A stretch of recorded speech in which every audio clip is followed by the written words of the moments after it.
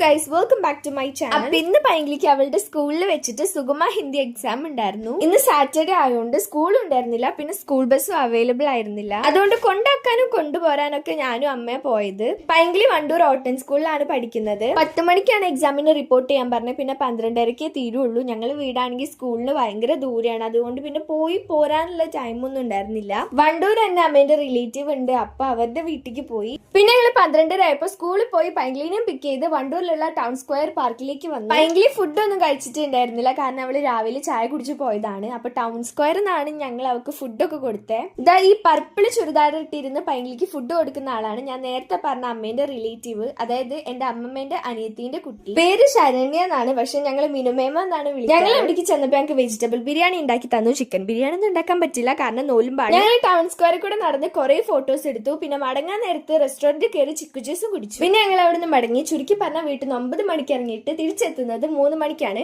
അപ്പൊ ഇത്രയുള്ള വീഡിയോ ഇഷ്ടപ്പെട്ട ലൈക്ക് മറക്കണ്ട.